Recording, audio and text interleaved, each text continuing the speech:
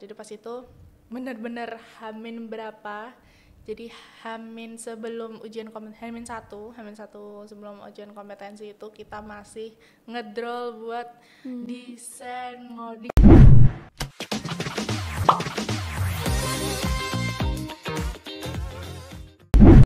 Halo semuanya, selamat datang kembali di podcast Ngobrol Gayeng PMI Jateng.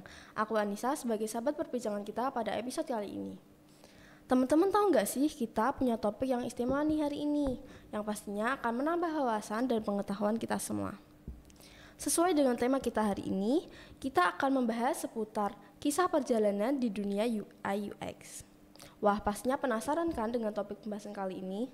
Sebelum itu, kita juga punya narasumber yang spesial nih, ada Kak Erli.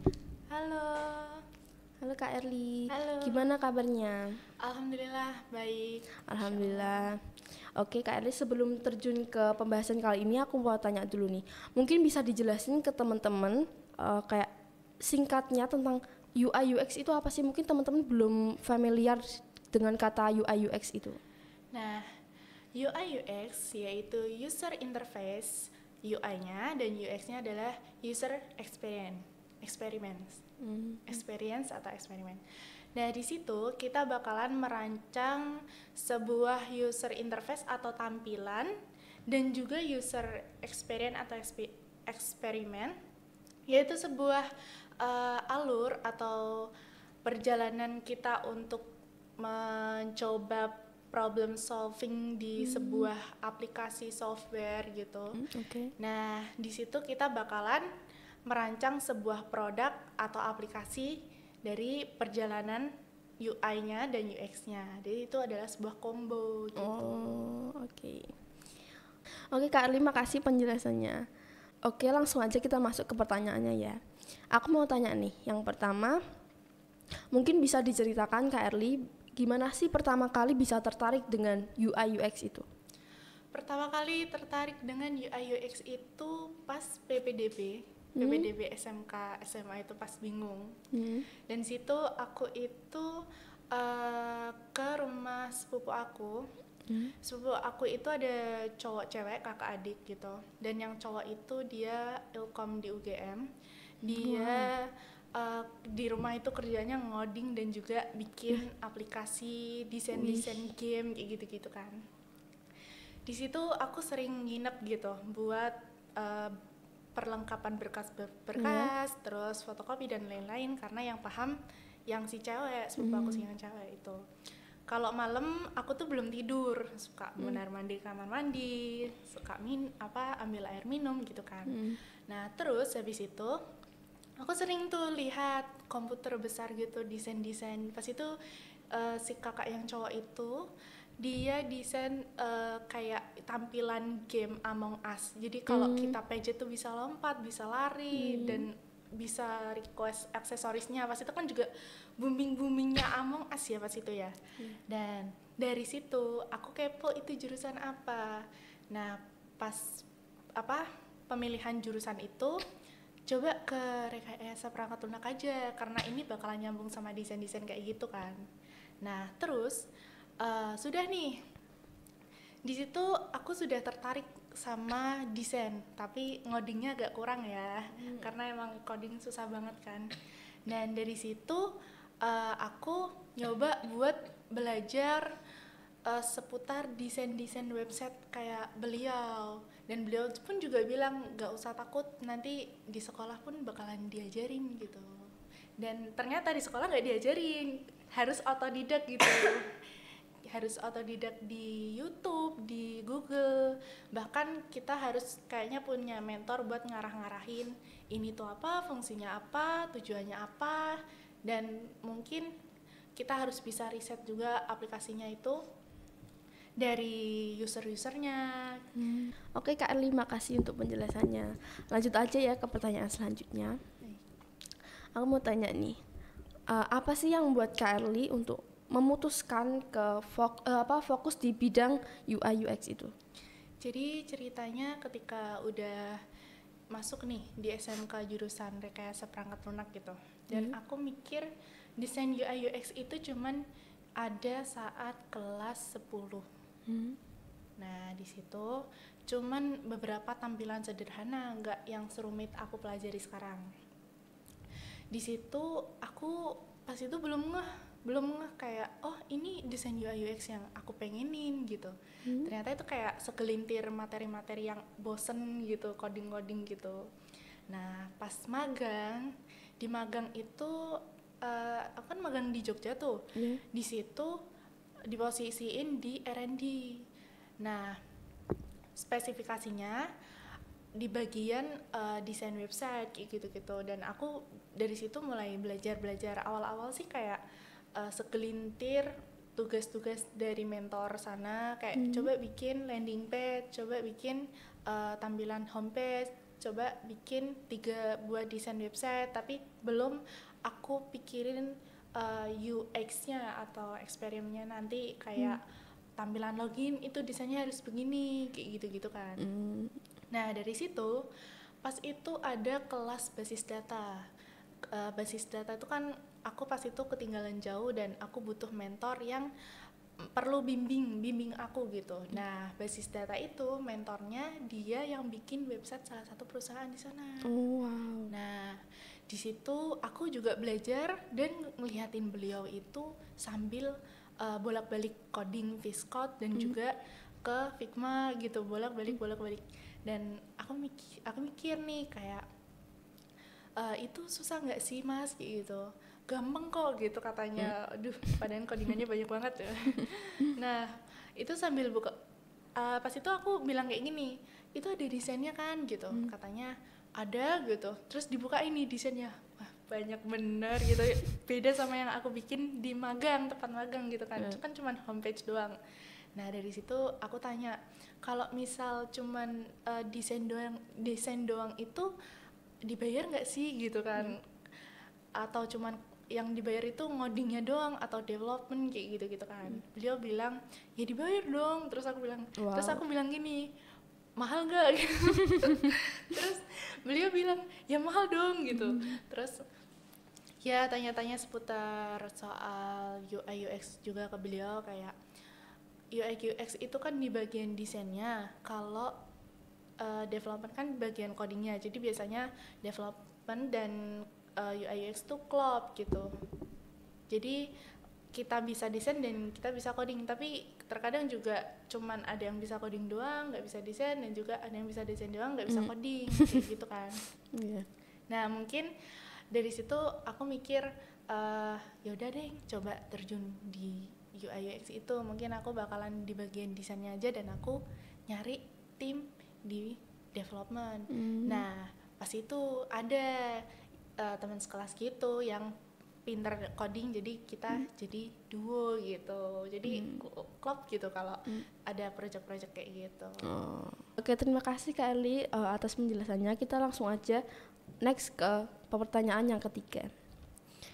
Pertanyaan yang ketiga, gimana cara Kak Erli mulai belajar UI UX? Yang pertama itu tadi lihat kakak sepupu yang bikin ngerakit game Among Us itu, di situ kan tertarik dan mulai magang di bagian desain web UI UX itu, dan tanya ke kakak sepupu ini belajarnya enaknya mulai dari mana gitu tuh. Terus akhirnya beliau ngasih link YouTube gitu. Nah link YouTube itu isinya ya kayak bikin desain UI UX portofolio, dan situ aku ngikutin nih dari awal sampai akhirnya jadi. Terus aku tunjukin ke mentor yang magang. Di situ beliau, wah ini boleh nih minimalis bentuknya, cuman mungkin ada revisi bagian objek-objek perlu ditambahin kayak gitu. Mulai awal bikin itu intinya dari yang kepo, akhirnya tanya lah, dikasih link YouTube, otodidak, bikin satu, ditunjukin, revisi kayak gitu. Oke, lanjut aja ke pertanyaan selanjutnya. Ada nggak sih sosok atau mentor yang jadi inspirasi Kak Erli di dunia UI UX? Oke, sosok mentor yang bikin aku inspirasi itu ada. Kalau di dunia UI UX itu namanya Kukuh Aldi. Siapa itu? Beliau itu yang kasih tutorial YouTube link itu di tutorial YouTube. Jadi penjelasan beliau tuh benar-benar enak dan gimana ya, baru pertama kali pakai Figma kok langsung bisa jadi desain website, kan kayak keren ya berarti ya penjelasannya ya, pelan perlahan tapi pasti gitu. Nah dari situ aku mulai nih ngikutin trik-trik desainnya beliau, follow IG-nya, subscribe YouTube-nya kayak gitu-gitu buat ngikutin beberapa part-part yang mungkin kepotong tips-tips di bagian desain UI UX. Tapi kadang juga ada kok segelintir kayak tokoh-tokoh konten kreator yang bagiin tips-tips mereka di Instagram dan ya suka ngikutin gitu. Cuman kadang kurang begitu tahu namanya siapa. Dan selain Kukuh Aldi itu ya yang mentor basis data, yang beliau suka ngasih penjelasan, yang bikin website di perusahaan tersebut, dan juga kakak sepupu itu. Kadang kalau nggak tahu ini layoutnya gimana, ini butuh bantuan revisi, jadi ke beliau dan beliau pun mau bantuin revisi gitu. Jadi bikin seru gitu ya? Iya. Oke, lanjut aja ke pertanyaan kelima. Belajar desain UI UX-nya itu otodidak atau kursus? Berarti tadi itu ya? Otodidak. Otodidak. Dari YouTube gitu ya? YouTube, terus IG juga gitu. Cari link YouTube-nya tuh juga orangnya nggak ngebosenin gitu ya, biar belajarnya juga bisa tambah asik gitu. Oke, lanjut aja ke pertanyaan yang keenam. Apa proyek pertama yang Kak Erli kerjakan di bidang UI UX dan gimana pengalaman dalam ngerjain proyek itu? Waduh, ini proyek bikin gamon tau. Pas itu ada tugas, bukan tugas sih, kayak ujian praktek atau penilaian gitu. Dari PKWO disuruh bikin sebuah produk dari jurusan gitu. Jadi kan jurusan saya itu kan rekayasa perangkat lunak tuh. Jadi harus antara desain sama website.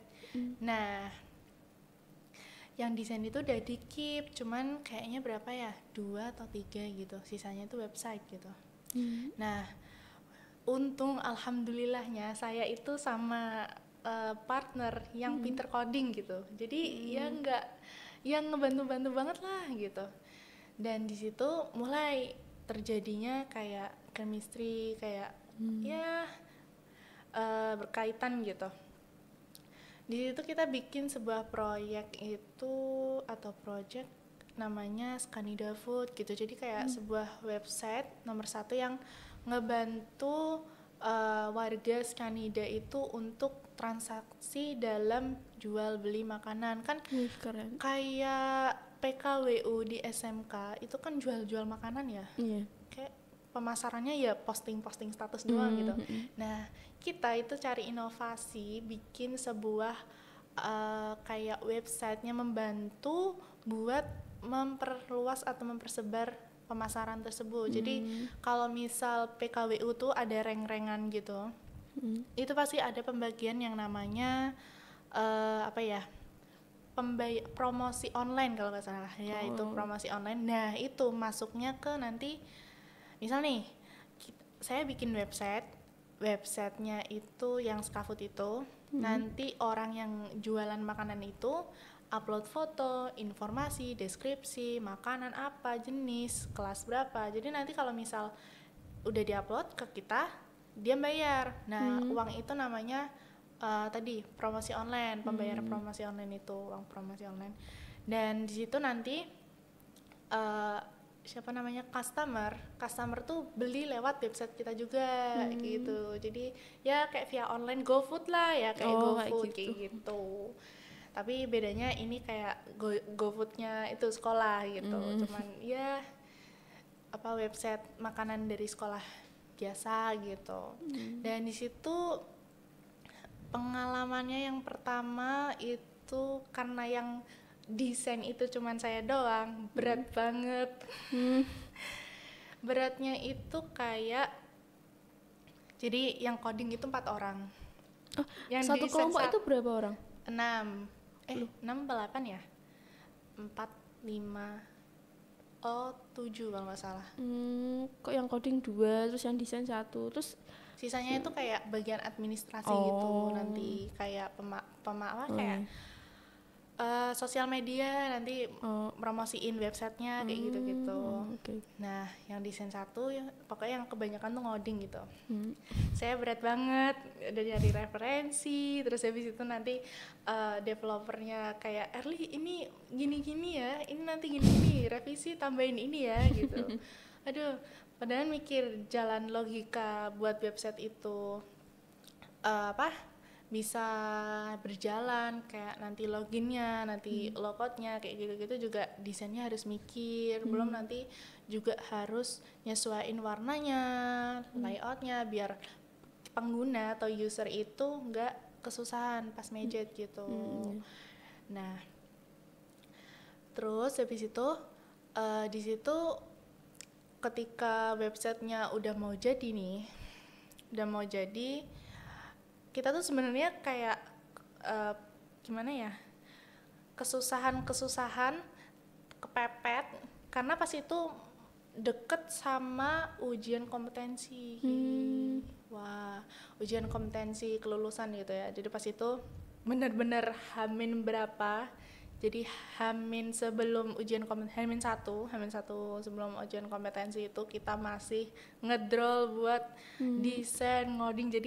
Jadi aku sama developer tuh wes jajaran gitu loh buat nanya-nanya, ini inputnya begini nih jadinya begini, ribut gitu. Yang lain itu sekelas pada ngoding buat belajar kayak gitu-gitu. Sampai di mana aku sadar, waduh iya ya Ojicom ya, ini gimana nih kalau gak lulus dulu gitu. Alhamdulillah dilancarin, tapi projectnya berhenti karena kita udah lulus. Itu gaman banget, udah capek-capek sampai malam gak tidur pernah. Berarti itu belum selesai project? Belum. Padahal udah susah-susah ngerjain malah nggak mungkin jadi. Nanti bakalan ada kelanjutan kalau kita pikirin lagi, karena kan lagi UTBK ya, lagi mikirin kuliah juga. Mereka lagi sibuk SNBT, UM atau dan lain-lain, jadi mereka kurang mikirin itu websitenya. Jadi mungkin kalau misal udah pada kuliah atau kerja, kita bisa rembuk lagi dan kita bisa serahin pemasarannya sama adik-adik kelas gitu. Jadi mereka juga bisa bantu promosiin jurusan kita kalau kita punya website, bahkan mungkin sekolah gitu kan. Keren banget. Oke, lanjut aja. Alat atau software apa yang paling sering Kak Erli gunain dalam pekerjaan sehari-hari? Alat atau software, jadi kalau itu biasanya lagi ada ide, ada kayak buku catatan kecil. Aku kan sering bawa buku catatan kecil gitu, pulpen, terus habis itu ada ide terlintas langsung coret-coret gitu. Terus nanti kalau udah sampai rumah biasanya pakai aplikasi Figma. Tapi kalau misal ada beberapa picture atau gambar yang perlu dimasukin atau mungkin nggak ada di internet gitu, gambar sendiri pakai Ibispen atau pakai Adobe atau pakai BizArt gitu, atau Canva, tinggal dimasuk-masukin ke Figma-nya gitu. Lebih mudah yang mana kalau untuk sehari-hari? Tapi kalau website UI UX biasa, Figma biasa aja udah, Figma doang aja itu udah bisa jadi website kok. Cuman kadang UI itu atau interface-nya, tampilan button, gambar, keestetikan kita untuk melihat sebuah aplikasi itu kan benar-benar dinilai banget ya. Jadi ya itu perlu perangkat lain, software lain gitu, kayak Ibis, Canva gitu, yang punya elemen-elemen lucu gitu. Oke, makasih Kak Erli. Selanjutnya, apa tantangan terbesar yang pernah Kak Erli hadapi di dunia UI UX dan gimana Kak Erli mengatasi hal tersebut? Tantangan itu ya requestnya customer. Requestnya yang susah-susah gitu ya? Kadang tuh mereka kayak bikinin desain website yang ada tokonya, marketnya gini, tapi tuh mereka nggak bisa gambar desainnya tuh kayak gimana, pakai kertas gitu, tombol-tombol buttonnya mau kayak gimana. Jadi kita kalau omongan doang tuh agak gimana gitu ya, nggak ada gambaran juga. Terus juga, tapi kadang kita bakalan diskusi lebih lanjut. Nanti mungkin aku bakalan gambarin, nanti mereka tinggal tuding-tuding kayak gitu-gitu. Kadang juga pemasarannya tuh juga susah kan, desain UI UX tuh benar-benar yang kayak perusahaan-perusahaan besar, startup kayak gitu-gitu. Kadang bukan kadang sih, karena relasiku tuh juga belum sejauh itu. Paling yang perusahaan-perusahaan startup itu beberapa doang gitu, nggak yang banyak yang kayak Kukuh Aldi tuh sampai di luar negeri kayak gitu pada order kayak gitu kan, keren. Dan mungkin ngatasin kayak gitu ya harus kayak mencoba lamar-lamar pekerjaan, atau mungkin kita magang tuh juga penting banget. Terus kita memperbesar relasi, LinkedIn gitu-gitu. Terus juga udah pasti portofolio di-upload di sosial media, terus juga di-upload di situs-situs kayak Dribbble ya kayak gitu-gitu. Kalau kita itu punya bakat desain UI UX, jadi orang mau order gitu. Terima kasih Kak Erli udah menjawab pertanyaan-pertanyaan yang udah diberikan. Semoga Kak Erli bisa sukses di dunia UI UX itu ya. Jadi sekian untuk episode kali ini. Semoga apa yang diberikan bisa bermanfaat untuk kita semua. Terima kasih, sampai jumpa di episode selanjutnya. Dadah.